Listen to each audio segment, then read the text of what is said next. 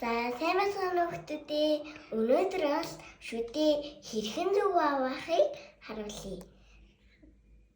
За агаа түрхээд сайн таглаад тэгээд